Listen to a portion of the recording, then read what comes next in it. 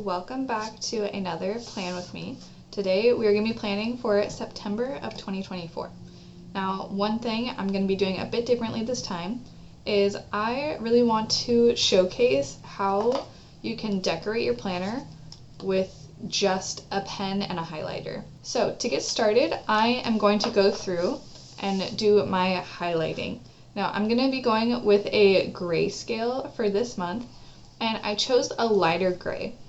The reason for that is if I'm only using one pen, I want to layer where I can.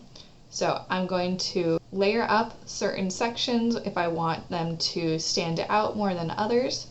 And I think the gray is neutral enough with the black to give a really nice clean aesthetic. So with that, let's go straight into the highlighting. I always like to highlight the top of the days of the week. I just feel like it gives an extra little pop. I'm also going to highlight around the edge of the month so that I have a clear view of where my dates are. Then I'm going to create my habit tracker down here at the bottom. So let's get to it.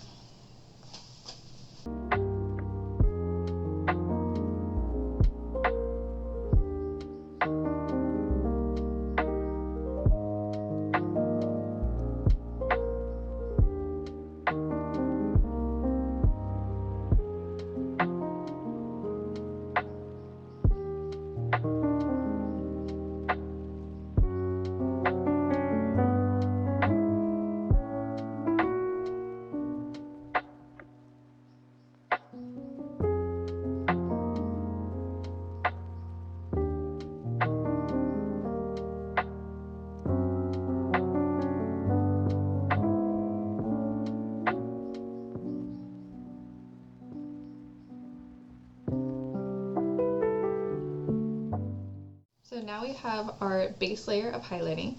I did go through my to-do list over here and I highlighted where all of the checkboxes are, and then I doubled up the highlighter on the checkbox just to give a little extra definition. Usually I don't do that, but I think it's a cool way to add a little extra visual interest to the spread, just because we aren't doing too much to it. It kind of balances out having this with this over here. Next, I'm going to go through and start adding in my information. So I'm going to put in the days my bills are due and a couple other coming up things.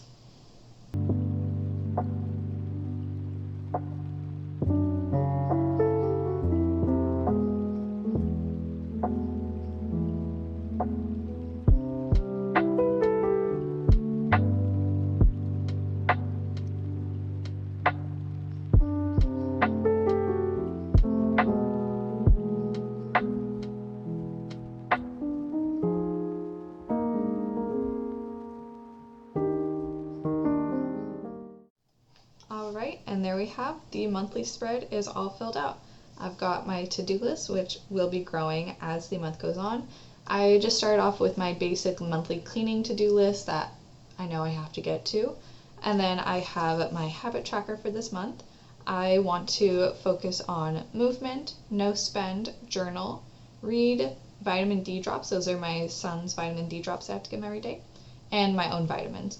I did take out the mindful part of the habit tracker just because, if I'm being honest, being a busy mom and being in school, I just am having a hard time carving out a moment of mindfulness, which maybe I'll work on later, but journaling and reading are my own quiet time in a way, so I'm okay with letting that go. We have to be flexible. And I'm pretty happy with how this spread is looking. I can, of course, fill this out more as the month goes on and other things pop up. Another thought, if you wanted to, is you could use this extra space in the bottom to put quotes, do a little doodle, things like that.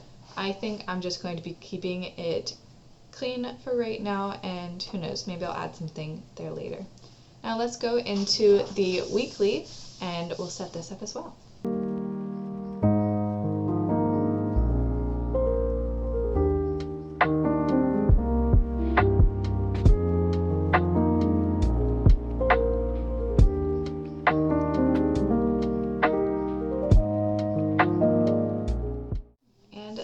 is the basic basic setup for highlighting the week. As you can see, I like to highlight the week that we're on. It just gives me a nice visual of where we're at in the month. Adding that highlighter to the titles just kind of makes it pop a little bit more. And you can get creative if you wanted to do different colors outside of gray. I have done this very similarly in past months, where I highlight the bottom, I highlight all the titles, and you can see how it just gives it an extra flair. So adding other colors is a great option, but you don't have to get too into washi and stickers and stuff like that like I've previously done. So now that this is done, I'm not going to fill it out quite yet, just because there are some things that aren't cemented down.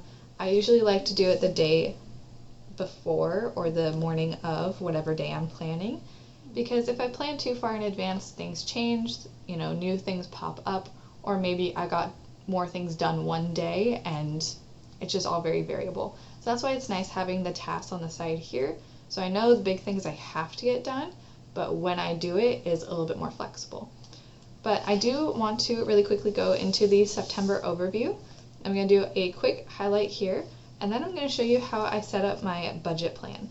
I am going to start off with writing out the different things in my budget, and then I'm going to go through highlight and add lines to separate the different categories. So starting off, I'm going to be putting in my income at the very top. That's the number that everything else will be subtracted from.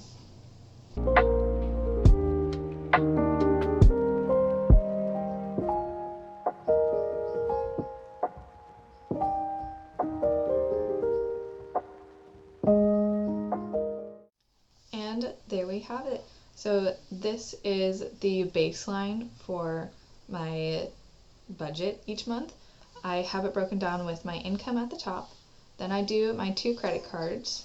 Then my bills. The bills, I come over here. I see, okay, within what pay period, the first or the second, what bills fall into those periods. Put that there. And then I have groceries, gas, pets, and miscellaneous. Pardon my spelling of groceries. My brain malfunctioned for a minute there. And then if I have extra budget for savings and sinking funds, things like that, I will add another column. But this is nice because I have it broken up into the most important down. So, my credit cards have to get paid, my bills have to get paid, and then our daily living expenses. And this has been working very well for me. The rest of this I'm going to do off camera. I'm going to sit down and just have a little think about what I want to focus on for the next month. But I think we can call that good for today. I really hope you guys enjoyed this video. We're going a lot more minimalist for the month of September and switching things up. Tell me what you think in the comment section below, if there's anything I could add to give things a bit more flair with the limited supplies that we're working with. But I will see you guys next time.